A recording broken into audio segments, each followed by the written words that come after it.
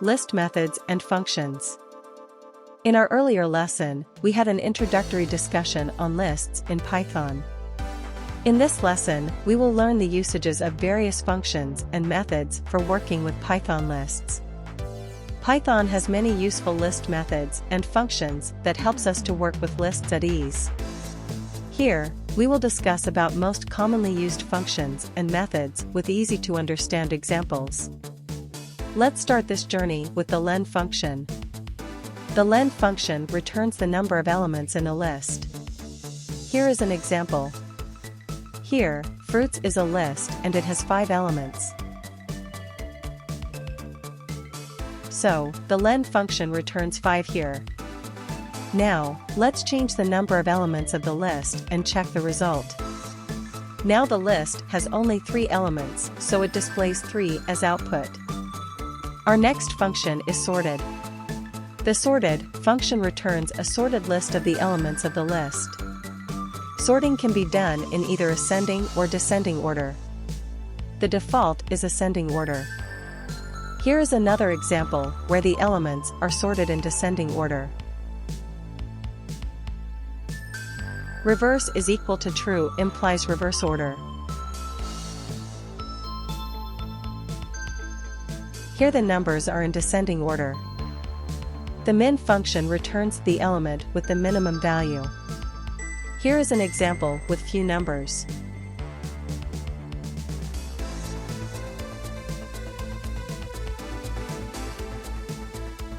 Here, 5 is the minimum number.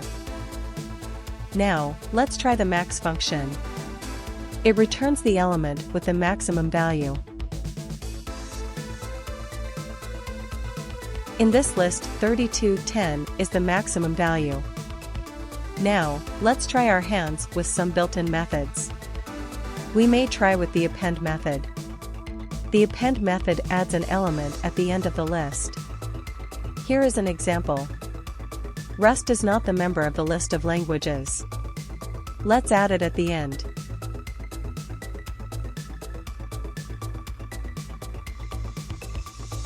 Now, the list contains Rust as a member of the list, and it is at the end.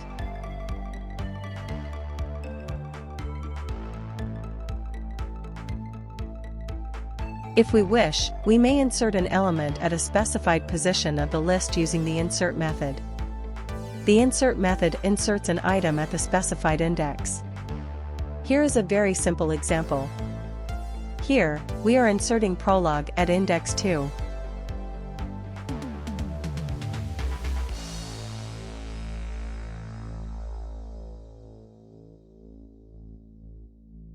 As you can see, the item prologue is inserted at index position 2.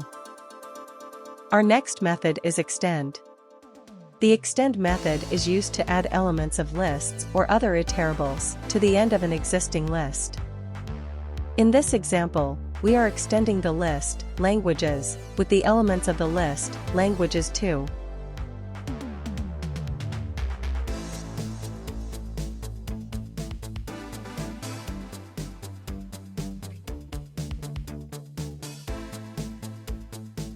As you can see, the list, languages, now contains the elements of the list, languages too also.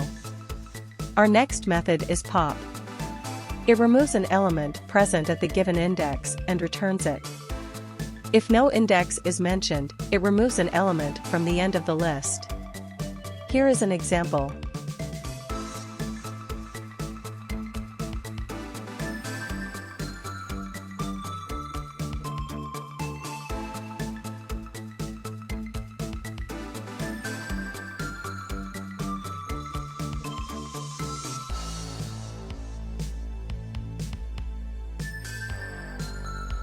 Pop without index removes the element Go.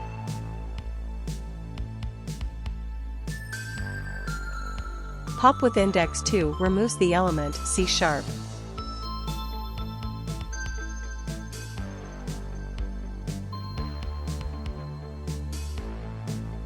Now the modified list does not contain C# and Go as its elements.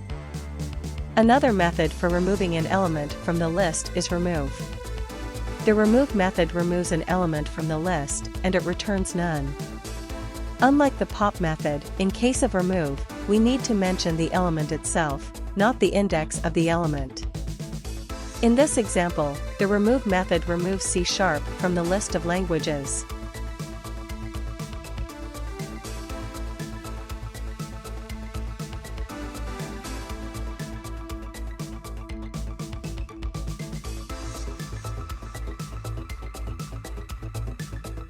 As we can see, the remove method returns none. Now the list of languages does not contain C#. It is removed. Our next method is index. The index method returns the index corresponding to the first matched element that is passed as an argument. In this example, we want to find the index corresponding to the element Java. And the function returns 3. This is because the element Java is first found at index 3. Note that another element Java exists in the list at index 6. The method count returns the count of the specified element in the list.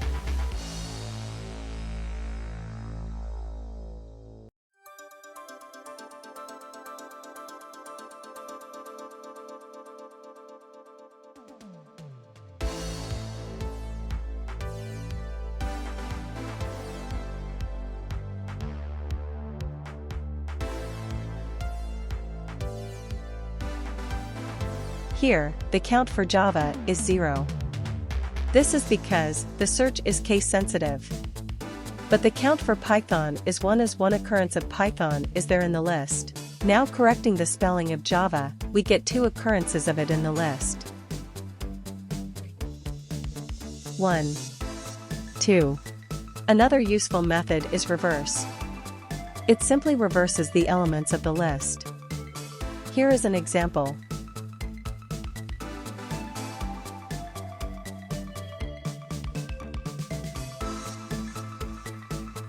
See the elements of the list languages, it's just in reverse order. If we want to sort the elements of a list in ascending or descending order, we may use the sort method. Here is an example.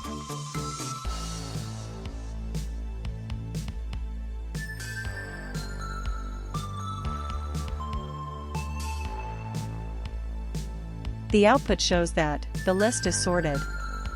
If we want to sort the list in descending order, then we have to pass the reverse equals true argument to the sort function.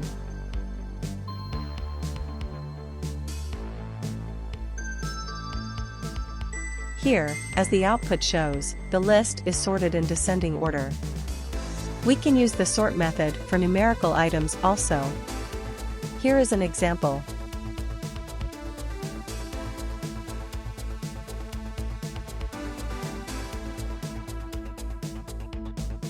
Here the list elements are sorted in ascending order.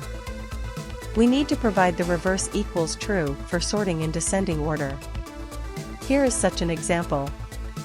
Now the list elements are sorted in descending order. Our next method is clear. It is used to remove all the elements from the list. Here is an example.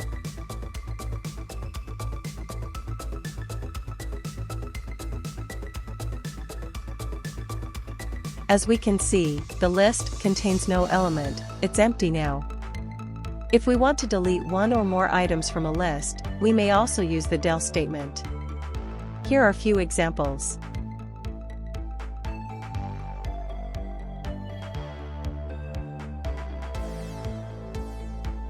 Del temperatures 2 deletes the element at index 2, that is the element 11.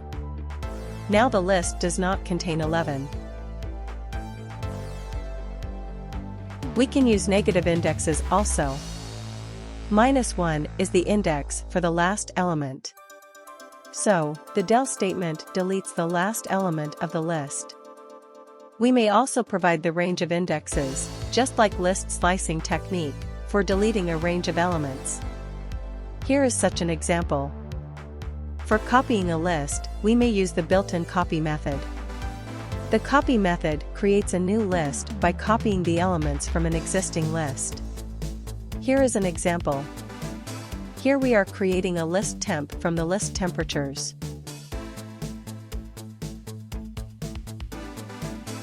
As we can see, the list temp contains the same elements as that of the list temperatures.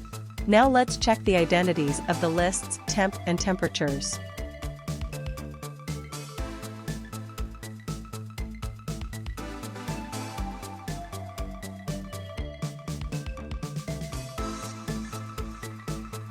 The identities are totally different. That means the lists have their distinct identities.